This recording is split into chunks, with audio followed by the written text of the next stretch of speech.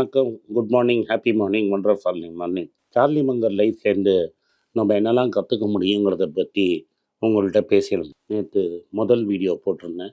இன்னைக்கு இது 2வது வீடியோ. மங்கரோட லைஃபுங்கிறது ஆல்மோஸ்ட் 100 இயர்ஸ் இருந்தது. அதுலேருந்து நான் பல விஷயங்கள் கற்றுக்கிட்டேன். அதுலேருந்து நீங்கள் என்ன விஷயங்கள் கற்றுக்க முடியுங்கிறத பற்றி தான் இந்த வீடியோவில் நான் உங்களுக்கு பதிவு பண்ணலாம், உங்களுக்கு சொல்லலாம்னு நினச்சேன். நேற்று ஒரு 3 பாயிண்ட் எடுத்து பேசியிருந்தேன். இன்றைக்கி ஒரு 3-4 பாயிண்ட் எடுத்து பேசலாம்னு நினைக்கிறேன். உங்கள் வாழ்க்கையில் ரெஸ்பான்சிபிலிட்டி உங்கள் லைஃபுக்கு நீங்கள் தான் எடுத்துக்கணும். நம்ம என்ன பண்ணுறோன்னா, ரெஸ்பான்சிபிலிட்டியை தட்டி கழிக்கிறதுல நம்ம ஸ்பெஷலிஸ்ட்டு.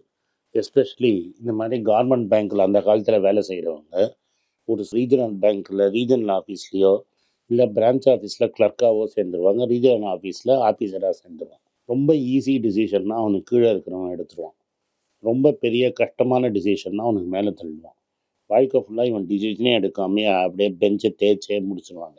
இன்றைக்கும் நம்ம கவர்மெண்ட்டில் பல பேர் state government, corporation office, central கவர்மெண்ட்டில் இது மாதிரி பல பேர் இருக்கிறாங்க. நம்மளும் முக்கால்வாசி பேர் வாழ்க்கையில் நம்ம லைஃபுக்கு நம்மளே ரெஸ்பான்சிபிலிட்டி எடுத்துக்க மாட்டோம். சடனாக ஒரு வேலை போயிடுச்சுன்னா வேறு யாரையோ ப்ளேம் பண்ணுவோம். அந்த வேலை போனதுக்கு நம்மளும் ஒரு பொறுப்புங்கிறத நம்ம ஏற்றுக்கவே மாட்டோம். ஆனால் நம்மளுக்கு நடந்ததுக்கு எல்லாத்துக்குமே நம்மளும் ஒரு காரணம் அப்படிங்கிறது உங்களுக்கு நல்லா தெரியணும். இதுக்கு மாதிரி அதர்ஸை ப்ளேம் பண்ணுறது, சர்க்கம்ஸ்டான்ஸை ப்ளேம் பண்ணுறதுங்கிறது வேஸ்ட்டு. அது ஒன்றும் யூஸ் ஆகாது. ஒரு இடத்துல புத்தர் ஒரு ஊருக்கு போவார். அந்த ஊரில் ஒரு சின்ன குழந்தை செத்து போயிடும். அந்த குழந்தை செத்து போனோன்னா அம்மா அழுவாங்க. அந்த குழந்தைய கொண்டு புத்தருக்கு முன்னாடி போடுவாங்க. எப்படியாவது என் பையனை காப்பாற்றுன்னு சொல்லுவாங்க. அப்போது அந்த புத்தர் சொல்லுவார் அந்த அம்மாட்ட, இந்த ஊரில் சாவே நடக்காத வீட்டில் பார்த்து நீங்கள் ஒரு பிடி அரிசி கொண்டு வாங்க, உங்கள் பையனை நான் காப்பாற்றுறேன்னு. இந்த அம்மா ஊரெல்லாம் ஓடி பார்க்கும், யாருமே இருக்க மாட்டாங்க. இது எதுக்கு நான் சொல்ல வரேன்னா, வாழ்க்கையில் துயரம் கஷ்டம் எல்லாமே எல்லாருக்கும் வருங்கிறது தான் புத்தர் காட்டுறார். நம்ம அதை எப்படி எதிர்கொள்கிறோங்கிறது தான் முக்கியம். மங்கருக்கு வராத கஷ்டமே கிடையாது. 3 கஷ்டத்தை சொல்கிறேன். அவர் சின்ன வயசில் கல்யாணம் பண்ணுறாரு. சின்ன வயசில் கல்யாணம் பண்ணுறச்ச அந்த லேடிக்கும் அவருக்கும் ஒத்து போல டைவர்ஸ் பண்ணிக்கிறாங்க.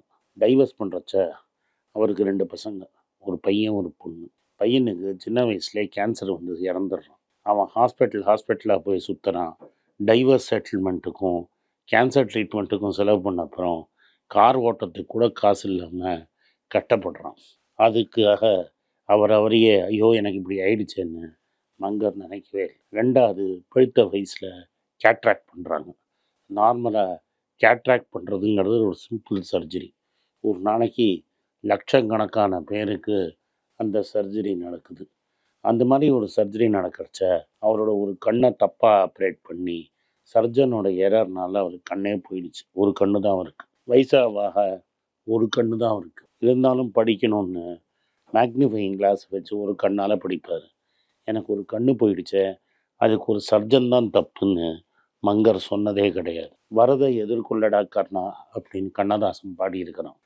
வாழ்க்கையை நம்ம நடத்தி போகிறச்ச சிலது சர்க்கிள்கள் வரும், சில நல்லதுகள் வரும். சர்க்கிள்களையும் நம்ம ஏற்றுக்கணும், நல்லதுகளையும் எடுத்து பார்க்கணும். ராதாரவி ஒரு படத்தில் சொல்கிற மாதிரி கூட்டி கழித்து பார்த்தா கணக்கு சரியாக தான் வரும். அதே மாதிரி தான் வாழ்க்கை. அதனால் ஒரு விரல் ஒருத்தரை காட்டுறீங்கன்னா 3 விரல் நம்மள்ட காட்டணும். வேலை போயிடுச்சுன்னா என்ன, திரும்பி ஸ்கில்லை டெவலப் பண்ணி கொஞ்சம் கம்மி சம்பளத்தில் வேறு ஏதாவது வேலை எடுத்துக்கோங்க, பாதி சம்பளத்தில் வேலை எடுத்துக்கோங்க. உங்களுக்கு திறமை இருந்தால் திரும்பி வரப்போகிறீங்க. நம்மளே ப்ளேம் பண்ணிக்காமல் மற்றவங்களை ப்ளேம் பண்ணுறதுங்கிறது முற்றிலும் தப்பு. அதுலேருந்து நீங்கள் தான் வெளியில் வரணும். அதனால் உங்களுக்கு நடக்கிற அன்ஃபார்ச்சுனேட் இன்சிடென்ட்ஸுக்கு உங்களை நீங்களே ப்ளேம் பண்ணிக்காதீங்க.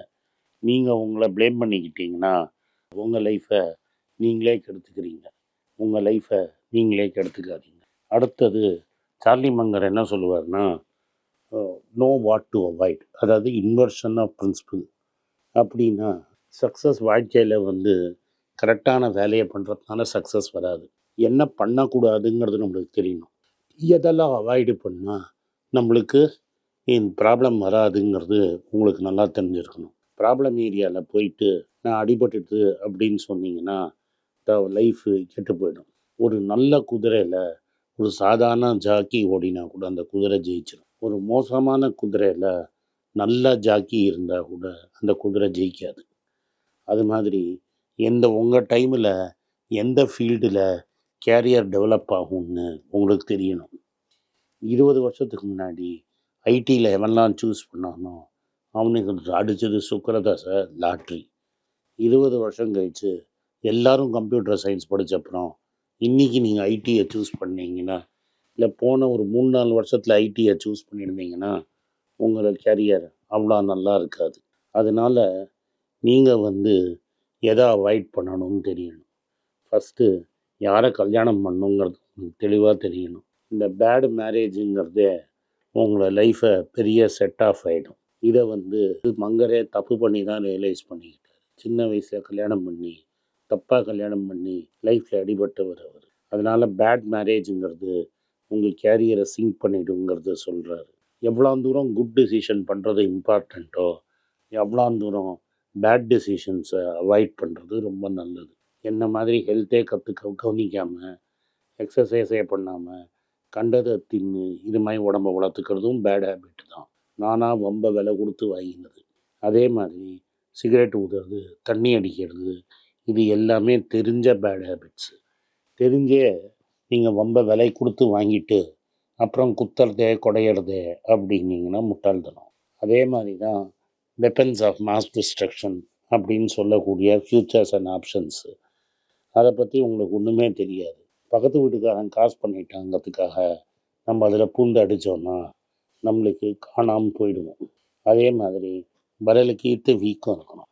10 ரூபா நீங்கள் சம்பாதிச்சிங்கன்னா என்ன தான் கஷ்டமாக இருந்தாலும் 8 ரூபாய்க்கு மேலே நீங்கள் செலவு பண்ணக்கூடாது. 2 ரூபாவை சேர்த்து வைக்கணும். அந்த கேப்பு 10 ரூபாய்க்கும் செலவுக்கும் வரவுக்கும் 2 ரூபா எப்போதும் கேப் இருந்தால் வாழ்க்கையில் நீங்கள் எப்போதும் ஜெயிப்பீங்க, தோற்க மாட்டீங்க. அந்த கேப் இல்லைன்னா இன்றைக்காவது ஒரு நாளைக்கு மாட்டுவீங்க. அதனால் எதை அவாய்டு பண்ணணும், எதை எங்கள் ஆப்புங்கிறது அங்கங்கே வச்சுருக்கோம். நம்ம தான் போய் பார்த்து உட்காரணும். ஆப்பு இருக்கிற இடமா பார்த்து உட்காந்துட்டு ஐயோ ஐயோன்னு சொல்லி புண்ணியமே கிடையாதுங்கிறத நீங்கள் தெளிவாக புரிஞ்சுக்கணும். கடைசியாக இன்னொன்று சொல்கிறேன். வாழ்க்கைங்கிறது இன்றைக்கி நான் பார்க்குற பசங்கள்லாம் காலேஜுக்கு போன அப்புறம் புஸ்தகத்தை வாங்கிட்டோன்னா காலேஜுக்கு அப்புறம் புஸ்தகமே படிக்கிறது கிடையாது. எந்த ஸ்கில்லிங்கும் பண்ணுறது கிடையாது. இன்றைக்கி இன்டர்நெட்டில் உட்காந்து எந்த நடிகை எவனோட சுற்றுறான், நயன்தாரா பசங்க பேர் என்ன, இதெல்லாம் கரெக்டாக கேட்டால் சொல்லுவாங்க. அவன் சப்ஜெக்டில் ஏதாவது 4 வார்த்தை கேட்டேன்னா ஒன்றும் தெரியாது. வாழ்க்கையில் நீங்கள் ஜெயிக்கணும்னா டெய்லி கொஞ்சம் கொஞ்சம் படிக்கணும். பஃபெட்டு ஒரு நாளைக்கு 500 பேஜ் படிப்பான். நம்மளால் 500 பேஜ் படிக்க முடியாது. ஆனால் ஒரு நாளைக்கு 2 பேஜாவது படிக்க முடியும். ஒரு நாளைக்கு முதல்ல ஹிந்து பேப்பரை ஒழுங்காக படிக்க முடியும். நீங்கள் ஒழுங்காக படிக்கலைன்னா டெய்லி 1 பேஜ் 2 பேஜ் படிக்கலைன்னா வாழ்க்கைங்கிறது உங்களை மீறி எங்கேயோ போயிடும். ஆங்கிலம் தெரியலன்னா நீங்கள் வாழ்க்கையில் எங்கேயுமே போக முடியாது. அவர் சொன்னது கண்டினியூஸ் லேர்னிங். நான் சொல்கிறது உங்களுக்கு ஆங்கிலம் தெரியணும்னு. டெய்லி அரை மணி நேரமாவது ஏதாவது படிங்க, ஏதாவது பாட்காஸ்ட்டு கேளுங்க. அதுக்கப்புறம் லைஃப் டெஃபினட்டாக பெட்டராக இருக்கும். சம்டைம்ஸ் நம்ம வேலையில் இருக்கிறச்சியே வேலை போயிடுங்கிற பயத்தில் புது ஸ்கில்ஸ் கற்றுக்கிறது தப்பே கிடையாது.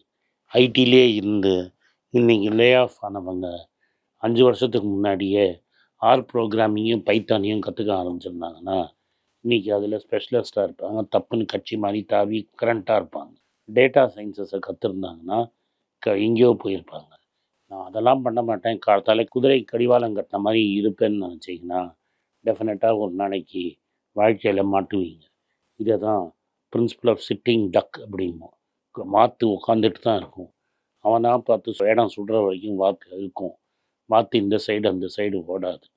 அதனால தான் வாத்து மண்டன் திட்டுவாங்க தமிழில். நல்லா புரிஞ்சுக்கங்க, வாத்தா இருக்காதீங்க.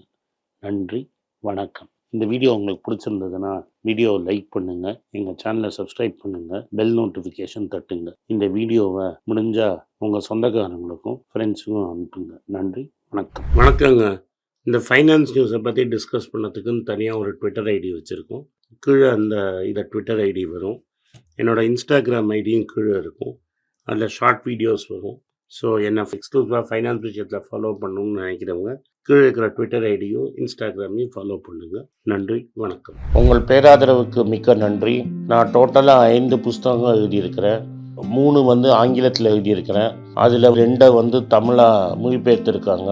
ஸோ டோட்டலாக 5 புஸ்தகம் ஆச்சு. இந்த 5 புஸ்தகத்துக்கு ஹார்ட் காப்பி வேணும்னா நீங்கள் கீழே இருக்கிற வாட்ஸ்அப் நம்பருக்கு மெசேஜ் அனுப்பிச்சிங்கன்னா எங்கள் டீம் உங்களை கான்டாக்ட் பண்ணுவாங்க. இந்த 5 புஸ்தகங்களில் 3 புஸ்தகம் கிண்டலில் இருக்குது. அமேசானில் கிண்டலில் வாங்கணும்னு ஃபீல் பண்ணுறவங்க நேராக கிண்டலில் வாங்கிக்கலாம். தமிழ்லேயே யாராவது ஃபைனான்ஸ் நியூஸ் படிக்கணும்னு ஃபீல் பண்ணிங்கன்னா தயவுசெஞ்சு moneypage.com விசிட் பண்ணுங்கள்.